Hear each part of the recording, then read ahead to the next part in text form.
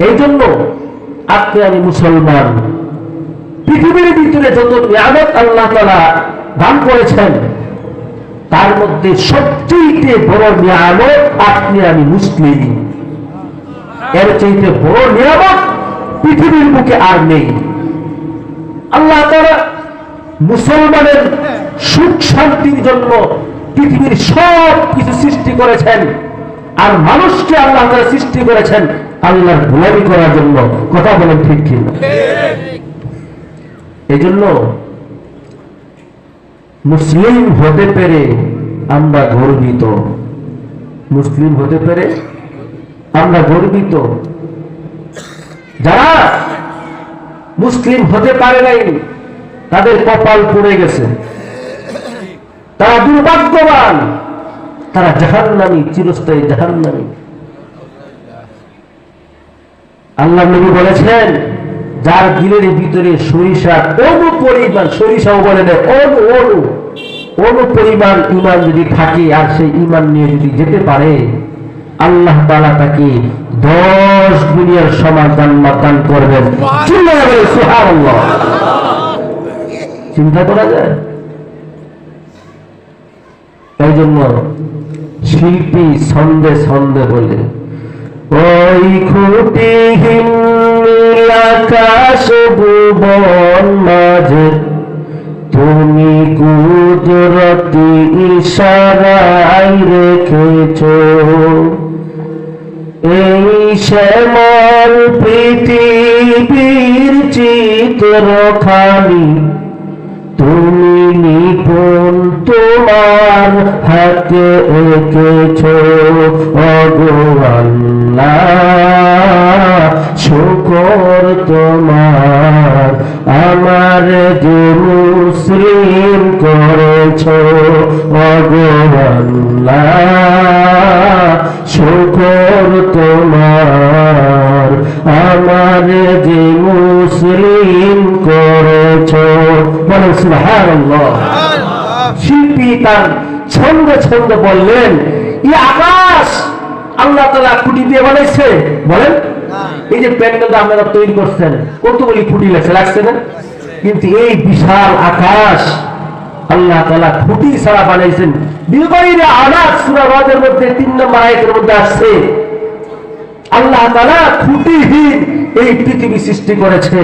আবার সেই আকাশের ভিতরে আকাশ খুঁটিহীন বানাইছেন, আকাশের ভিতরে চন্দ্র সূর্য, আবার জমিন বানাইছেন, জমিনের ভিতরে মানুষ চলাফেরার জন্য খাল বিল গাছগাছরা যা আছে আল্লাহ তাআলা মানুষের উপকারের জন্য সৃষ্টি করেছে সবকিছু।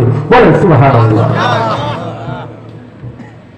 এই জন্য একটা মানুষ জন্মের শুরু থেকে নিয়ে যদি মৃত্যুর আগ পর্যন্ত যদি শুধু আমি মুসলিম, আমি নিজে মুসলিম, শুধু এই মুসলমানের নিয়ামতের যদি শুকরিয়া আদায় করে 24 ঘন্টা জন্ম থেকে শুরু করে মৃত্যুর আগ পর্যন্ত শুধু আল্লাহর কুদরতি পায়ের সিজদায় পড়ে থাকে, এরপরে এই নিয়ামতের শুকরিয়া আদায় করা কখনো শেষ করতে পারবে না। সুবহানাল্লাহ। পারবে না। এত বড় একটা নিয়ামত আল্লাহ তাআলা আপনাকে আমাকে দান করেছেন।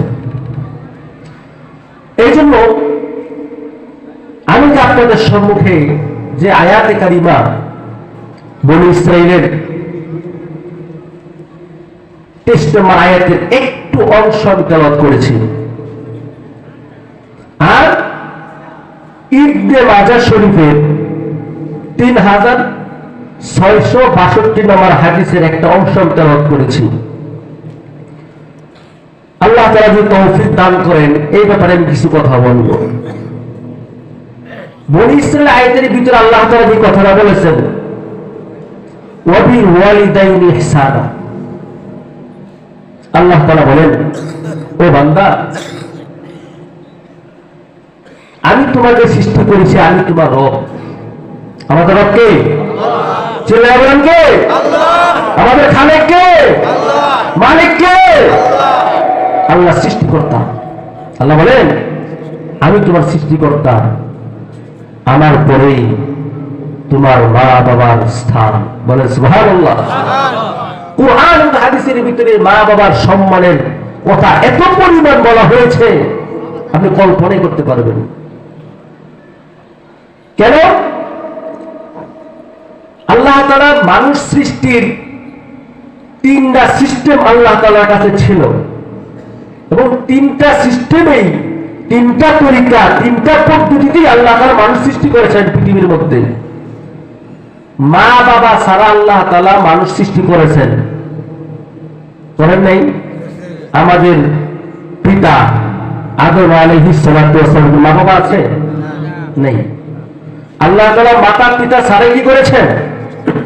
মানুষ সৃষ্টি করে দেখাইছেন। কিন্তু এই পদ্ধতি আল্লাহ তাআলা দুনিয়ার মধ্যে জারি রাখেন নাই, রাখছে? দ্বিতীয় পদ্ধতি হচ্ছে আল্লাহ তাআলা বাবাহীন মানুষ সৃষ্টি করে দেখাইছেন। সে কে? ঈসা আলাইহিস সালাতু ওয়াস সালাম। কিন্তু এই সিস্টেম কি আছে? এই সিস্টেম নাই। আল্লাহ তাআলা এটাই শিক্ষা দিতে চেয়েছেন, আমি মালিক, আমি মাওলা, পিতা মাতা ছাড়া মানুষ সৃষ্টি করতে পারি, আবার পিতা ছাড়াও সৃষ্টি করতে পারি, কিন্তু আমি এই দুইটা পদ্ধতি আমি পৃথিবীর বুকে জারি রাখি নাই, আমি এই দুইটা পদ্ধতিতে মানুষকে সৃষ্টি করি নাই, কিন্তু পারি, এটা দেখাই দিছি। শুধু একটা পদ্ধতি আল্লাহ তাআলা কিয়ামত পর্যন্ত জারি রেখেছেন, সেটা হচ্ছে মা বাবার মাধ্যমে সন্তান পৃথিবীর বুকে ভূমিষ্ঠ হবে। এটা কিয়ামত পর্যন্ত থাকবে। এই যে মা বাবার মাধ্যমে সন্তান পৃথিবীতে ভূমিষ্ঠ হয়, পৃথিবীর আলো বাতাস দেখে, এই মা বাবা সন্তানকে লালন পালন করে কষ্ট করে বড় করে, এই জন্যই আল্লাহ তাআলা বলেছেন, ও বান্দা, তোমার মা বাবার স্থান আমি মাওলার পরে। বলেন সুবহানাল্লাহ। তোমার মা বাবা তোমার জন্য বহু কষ্ট করেছে।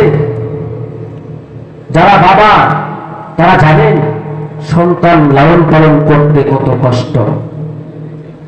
ও যুবক, তোমরা এখন যারা বিবাহ করেছ, তোমার এখন সন্তান হয়েছে, তুমি এখন বুঝো আমার মা বাবাও তো আমার জন্য এমন কষ্ট করেছিল। কথা বলেন ঠিক কিনা? যখন একটা যুবক বিবাহ করে তখন সে আস্তে আস্তে বুঝতে পারে, যখন যুবক বাবা হয় তখন তার পিছনের স্মৃতিগুলো মনে পড়ে, আমার বাবাও তো আমার জন্য এমনই কষ্ট করেছে, আমার মা এমনই তো আমার বিবির মতো কষ্ট করেছে, আমার বিবি যেরকম গর্ভে সন্তান আসার সাথে সাথে খেতে পারে না, তার ঘুম নাই চোখে, ঠিক তেমনই তো আমার মার একই অবস্থায় তো হয়েছিল। তখন মনে পড়ে।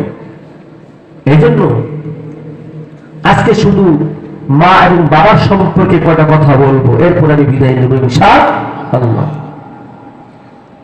দেখেন, কোরআন এবং হাদিসের ভিতরে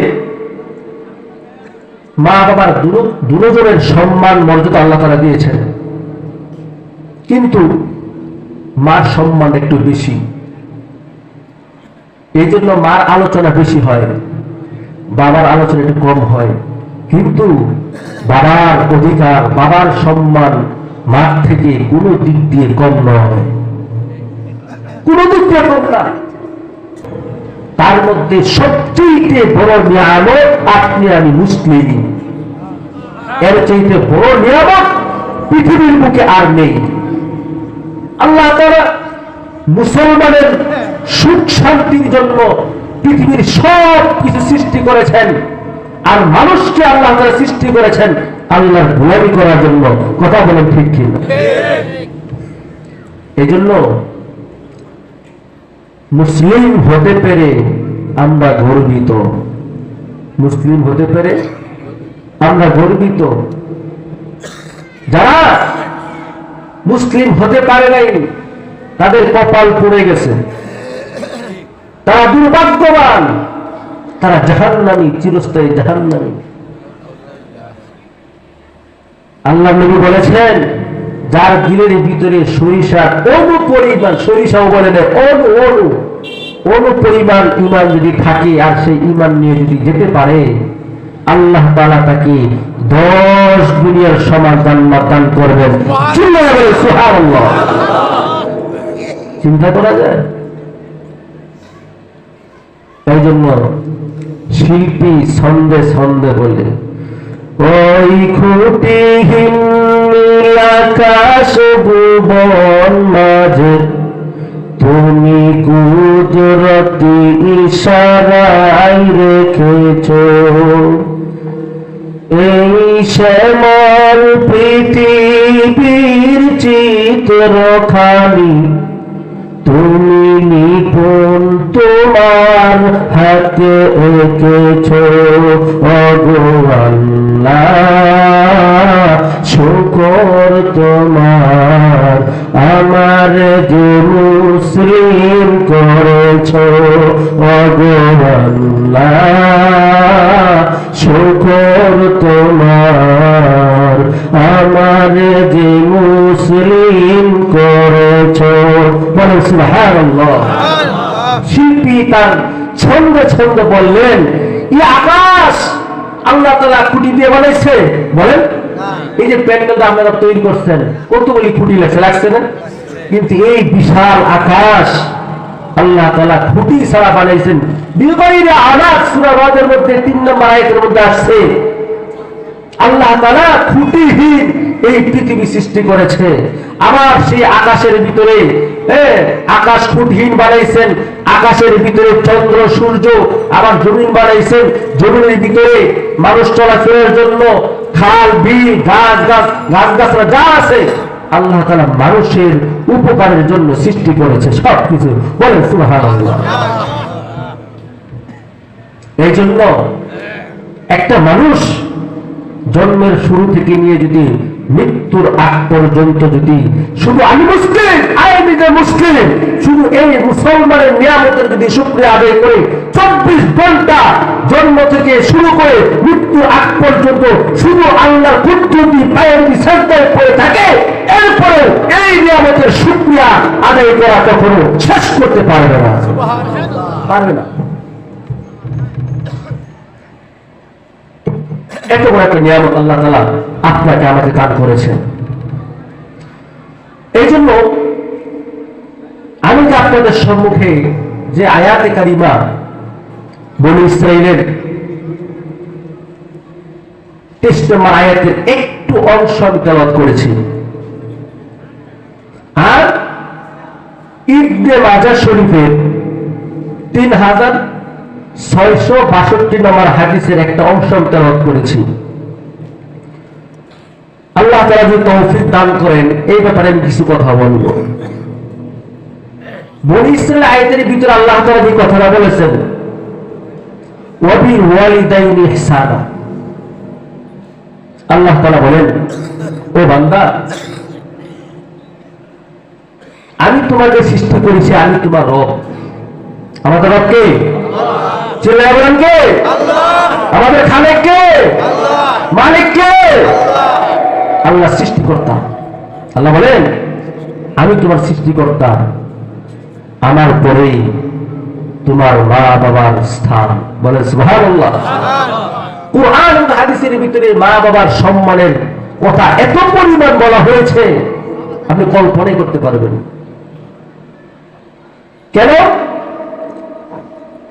আল্লাহ তাআলা মানুষ সৃষ্টির 3টা সিস্টেম আল্লাহ তাআলার কাছে ছিল, এবং 3টা সিস্টেমেই 3টা তরিকা 3টা পদ্ধতিতেই আল্লাহ তাআলা মানুষ সৃষ্টি করেছেন পৃথিবীর মধ্যে। মা বাবা ছাড়া আল্লাহ তাআলা মানুষ সৃষ্টি করেছেন, করেন নাই? আমাদের পিতা আদম আলাইহিস সালাতু ওয়াস সালাম মা বাবা আছে? নেই।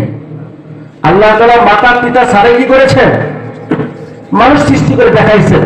কিন্তু এই পদ্ধতি আল্লাহ তাআলা দুনিয়ার মধ্যে জারি রাখেন নাই, রাখছে? দ্বিতীয় পদ্ধতি হচ্ছে আল্লাহ তাআলা বাবাহীন মানুষ সৃষ্টি করে দেখাইছেন। সে কে? ঈসা আলাইহিস সালাতু ওয়াস সালাম। কিন্তু এই সিস্টেম কি আছে? এই সিস্টেম নাই। আল্লাহ তাআলা এটাই শিক্ষা দিতে চেয়েছেন আমি মালিক, আমি মাওলা, পিতা মাতা ছাড়া মানুষ সৃষ্টি করতে পারি, আবার পিতা ছাড়াও সৃষ্টি করতে পারি, কিন্তু আমি এই 2টা পদ্ধতি আমি পৃথিবীর বুকে জারি রাখি নাই, আমি এই 2টা পদ্ধতিতে মানুষকে সৃষ্টি করি নাই, কিন্তু পারি এটা দেখাই দিছি। শুধু একটা পদ্ধতি আল্লাহ তাআলা কিয়ামত পর্যন্ত জারি রেখেছেন, সেটা হচ্ছে মা বাবার মাধ্যমে সন্তান পৃথিবীর বুকে ভূমিষ্ঠ হবে, এটা কিয়ামত পর্যন্ত থাকবে। এই যে মা বাবার মাধ্যমে সন্তান পৃথিবীতে ভূমিষ্ঠ হয়, পৃথিবীর আলো বাতাস দেখে, এই মা বাবা সন্তানকে লালন পালন করে কষ্ট করে বড় করে, এই জন্যই আল্লাহ তাআলা বলেছেন, ও বান্দা, তোমার মা বাবার স্থান আমি মাওলার পরে। বলেন সুবহানাল্লাহ।